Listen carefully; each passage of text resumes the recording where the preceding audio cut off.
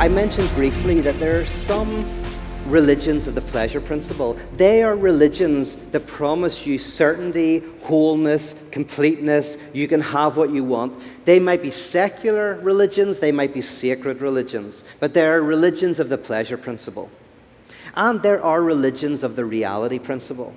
Religions that invite you to disattach, to remove yourself from society, from the world, from frenetic desire, to remove yourself completely. Now, interestingly, I think Western religions tend towards pleasure principle. Eastern religions tend towards reality principle, and there's exceptions to both. So it's not that you can't simply slot them in. But if you look at like forms of Buddhism and Hinduism, they tend to be less pleasure principle-y and more reality principle-y.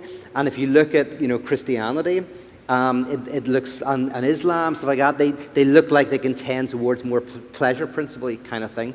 I think the best of them don't do it, but the worst of them do. And the problem I'm trying to outline is, if you go with what I've said, is that neither of these will work. That's the problem. We live in the in-between. We live in anxiety and with this nothingness, with doubt, all of this stuff. We live in this in-between. And inauthenticity is the attempt to deny that in some way, the attempt to escape that in some way. And for many of us, it's escaping to the pleasure principle. Give us the right answers. Tell me the truth. But I had a friend, by the way, he was depressed, very smart guy, and he went to the reality principle. He, for a year, just watched Stargate on TV. That was pretty much all he did, Stargate. And he watched not just Stargate, but he watched every spin-off show, because I think there was a pile of spin-off shows, right? He watched all of the spin-off shows. All of them. I asked him, do you like it? He said, no, not really. I'm like, okay. He didn't even like Stargate.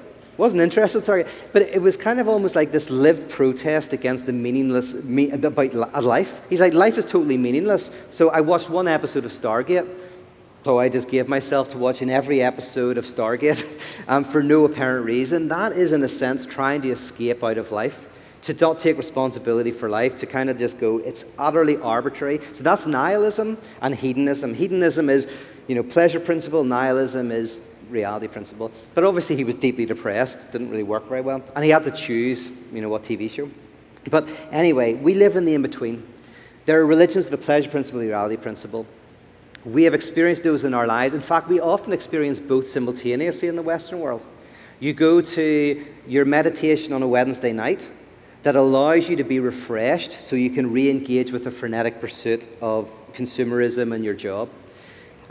Now, we don't have to use Zen Buddhism or something like that, but often in our society, that's what we do. We kind of go to reality principle. We kind of like relax. Holidays are a version of that. 2 weeks away, just relax, get completely out of the system, and then so as you can re-engage with it in a refreshed way. So we kind of can oscillate between these two. But our Christianity has often been this idea of the pleasure principle. God is this object that will fix us, make us whole, make us complete, give us the answers. The Bible will give us all of that, right? But I want to argue, no. Christianity is not a religion of the pleasure principle. It's not a religion of the reality principle.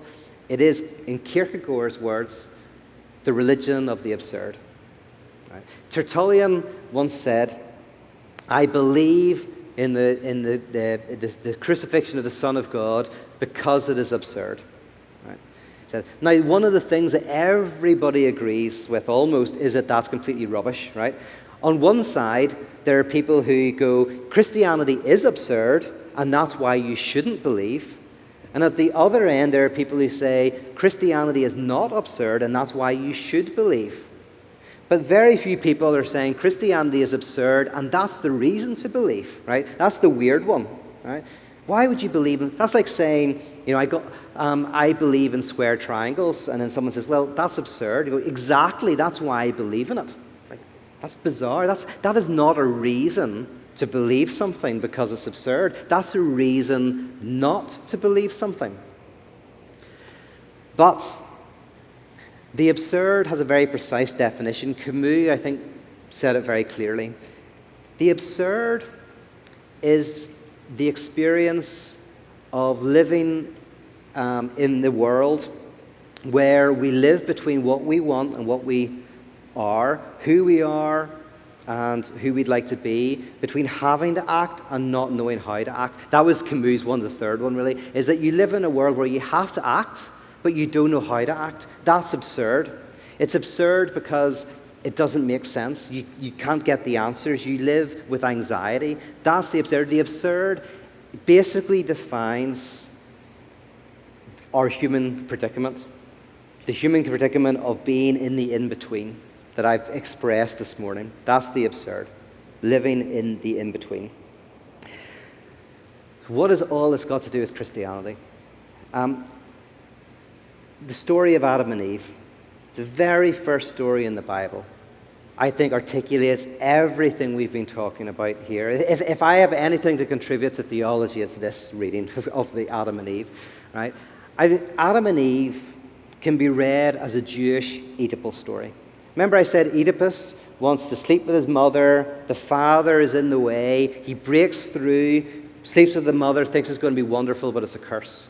Right? That is the pleasure principle, the pleasure, the object, the mother he wants. The reality principle is in the way. He thinks if he breaks through reality, it'll be wonderful. He breaks through the reality principle, it's terrible.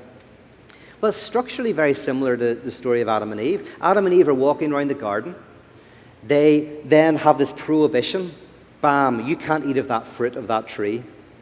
Right? Go, whoa, that's the prohibition. Then they have this serpent that has a voice that says, what did God really say? Like, if you eat of that fruit, you will become like God. Right? What does to become like God mean? Well, that means to lack the lack. That means to be whole and complete, because God traditionally is the one who lacks the lack, the one who is whole and complete. So the voice, you shall be like God, is saying, you eat that piece of fruit and you will be whole and complete. Right? You'll be like God. Right? Adam and Eve break through the prohibition, the reality principle. They embrace the piece of fruit. They think it's going to be a blessing, but it's a curse. Right?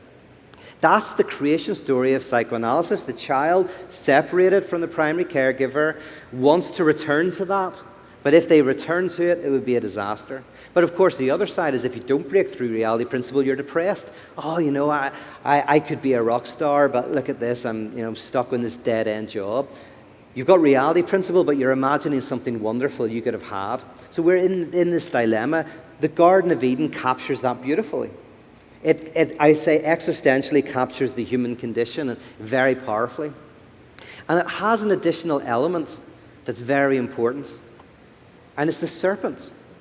The serpent is this voice that says, you can be whole and complete if only you have that. If only you have that. In psychoanalysis, that's called the superego. The superego is the voice that's inside you but is not you, that says you have to do X, Y, and Z, and then you'll be good. Right? And often the superego injunction today in America is not, you should be nicer to your mum. It's, you need to be having a better time. You need to be having more fun. You should have more friends. You should be out more. It's this demand to be happy, the demand of tyranny. So on a Friday night, you're sitting in watching Netflix, and you've got this voice saying, what are you doing watching Netflix? You should be out having a great time, meeting new people. You should be having more sex. You should be having more fun, right? That's the superego injunction today. That's like and in theology, it's called the serpent. The serpent is the internal, external voice. The internal voice is you, but not you, that says you have to do X, Y, and Z, and then everything will be great. Right? Now, interestingly, if you read that, then you go, well, a lot of what we do in the church is a form of kind of Satanism, in a sense. If the voice is saying you have to do X, Y, and Z, and then you will be whole and complete, if that's the serpent, then that voice, anyone who tells you that you have to do X, Y, and Z, you have to read the Bible more, you have to, do this, you have to do that, you have to go to my conferences, you have to buy my books. That's an exception, by the way. You do have to do that. That will bring wholeness and completeness. But anything that says that voice, theologically, is the serpent. Psychoanalytically, is the superego. In psychoanalysis, the cure is basically when you weaken the superego so you realize you don't have to obey that voice. That's part of the cure in psychoanalysis, right? The cure in theology is exorcism, when you get rid of that voice, when you're able to extract it from your being. In psychoanalysis, the technology that helps you do that is the couch, transference, resistance, that technique. In theology, the technology is liturgy. The technology to do exorcism is a liturgical structure. And the ultimate word, grace.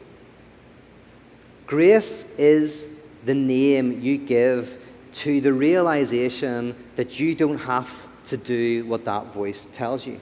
The thing that says, if only you do X, Y, and Z, then you will be whole and complete, everything will be fixed. Grace is the technology in Christianity that basically does the exorcism, gets rid of that voice that's within you, right? It's all there in this founding story of Judaism. Now, this is something that happens when we're young. How does this voice get inside us? Well, in one sense, think about it like when you're a kid and you're doing stuff, your parents shout at you, tell you not to do it. It's an external authority, right? It's an external authority you have to obey because your parents are stronger than you, right? But then over time, your parents use little devices. Sometimes there's a thing called Elf on the Shelf, I think, which watches your kids when you're not around or whatever. It's always watching you. What you do eventually, that external voice becomes internalized. And as that external voice is internalized, then it colonizes your being. This is why, Zizek, a philosopher I like, talks about the difference between a traditional family and a liberal family. Traditional family says to their kid, Johnny, you got to go see your granny. Johnny's like, I don't want to see my granny. She's cold, she's wrinkly, I don't want to do it, right? And the parents, traditional parents, Johnny, get your coat on, get in the car, you're going to see granny, right? Now we fast forward to liberal parents. Johnny, you got to go see granny. I don't want to see granny, she's wrinkly and cold, right? I don't want to see, I want to play my Xbox. Johnny, sit down. You know you make your granny happy, don't you? You know she loves you seeing you, and you want to do the right thing, don't you? You want to see granny. You want to make her happy because you're a good boy, right? That's even worse, because not only does little Johnny have to go and see granny, he has to like it, right? At the first kid, little Johnny can go, I have to go and see my granny, but when I'm old enough, I can rebel. But now this child has no rebellion, because they have to like their own tyranny. And of course, it's all the guys anyway, because if little Johnny listens and then goes, yeah, it's okay, I'll just play the Xbox, you know the parents are going to go back to stage one. Johnny, get your coat, get in the car, you're going to see granny, right? But that is the internalization of voice. That's totally fine, that's what we all do. But the voice is external, but then we internalize voices. We become our own police officers. Zizek has a very funny reading of the first commandment. You shall have no other gods before me. He says, this is brilliant. This is God saying, let's be fundamentalists about it. Let's be inerrantists. Let's be literalists. God is saying, you shall have no other gods before me, right? In other words, in front of me. Yeah, of course, be discreet. Go have other gods. Have a great time. Go have a blast. Just don't do it in front of me. Just do it discreetly. It's the parent who says, you can't get drunk in this house. What's the unsaid thing? Don't get drunk. Of course, have a good time. You've got to do that. You've got to spread your wings. But we've got to keep we've got to keep kind of like decorum. We have to kind of pretend the lie. But how depressing is it for the father who realizes his son isn't going out and getting drunk, that his son's actually doing what he wants him to do? That's terrible. That's awful, right?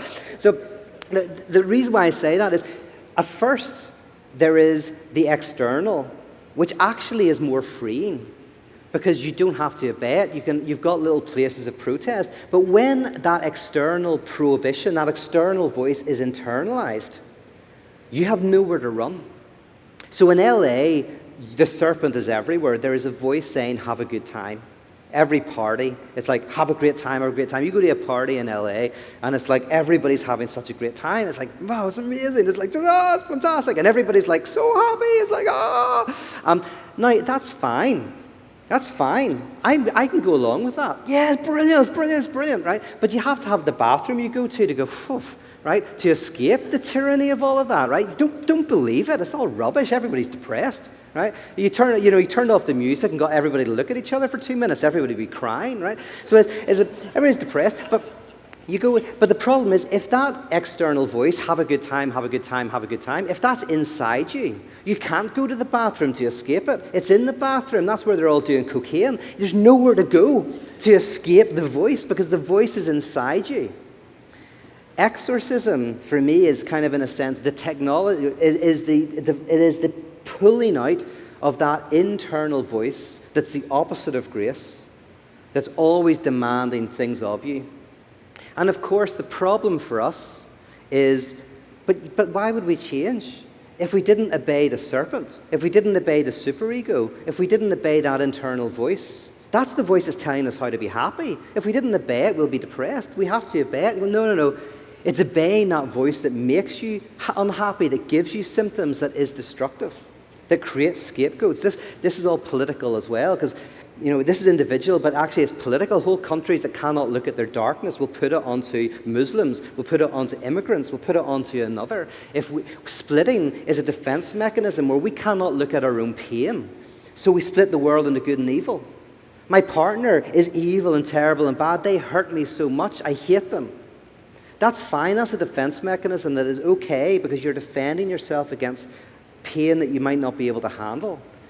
But over time, that defense mechanism causes more suffering than it relieves.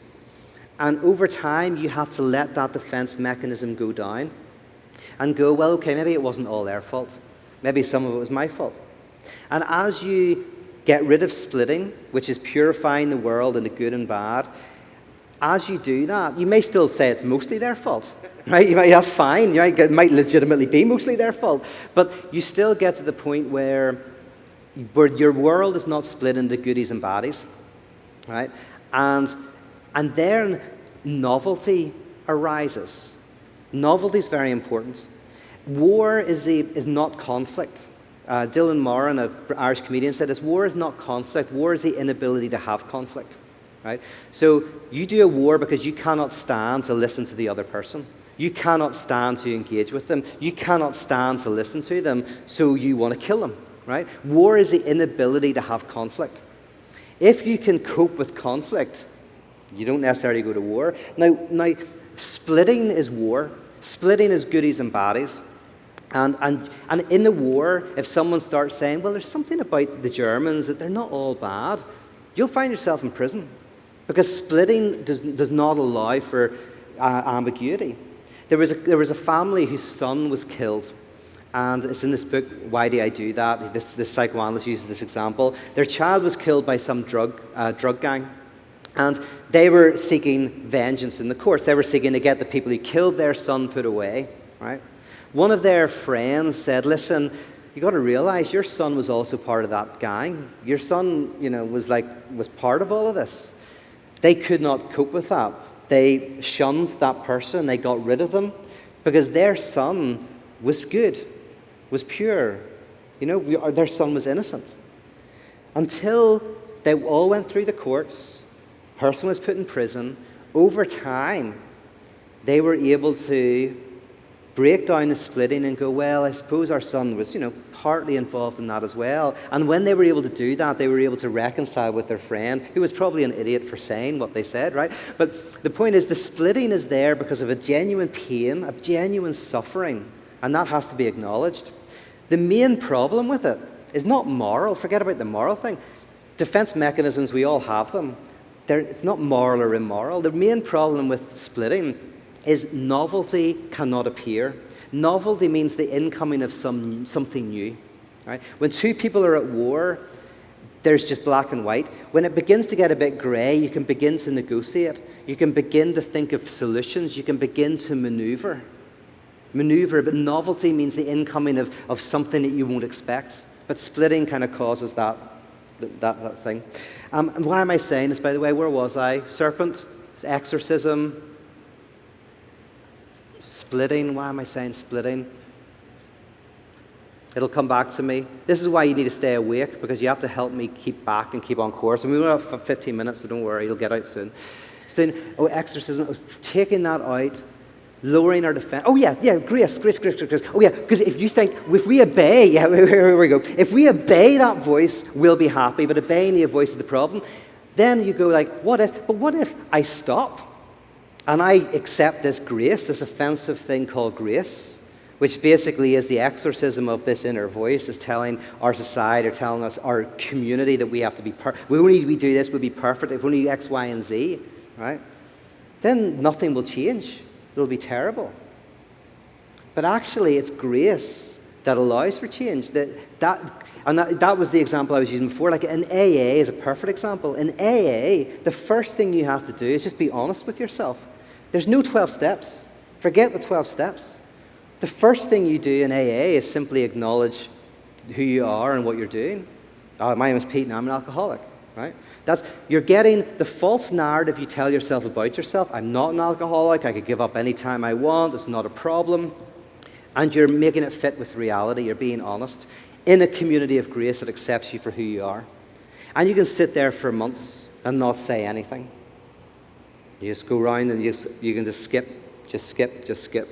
But eventually you'll say your name, you'll say you're an alcoholic, and nobody will judge you, nobody will tell you to change, nobody will do any of that. Generally, people will just go, yep, I know how you feel.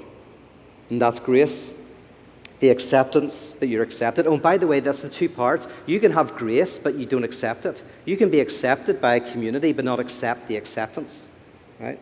It might take years. It might take years of going to AA before you can accept the acceptance. Right? But there may be a point in your life when you begin to accept the acceptance that you're okay, or you're not okay, and that's okay. You're there in that room. Then you've got 12 steps. Then you've got, here's some practical stuff that might help, that we've found useful over time, that you can do, and some of it's very hardcore and all of that. From what I know, I've never been, and you got a question? No, sorry, I thought you were. That's good. Okay. If anybody has a comment, you can speak your hand up. But the 12 steps is not really where the change happens. The change happens in the acceptance that you're accepted, that you realize you don't have to change. And then you can begin to do something. So grace is weirdly this mechanism in which, in the very stopping of something, you can begin to make a change.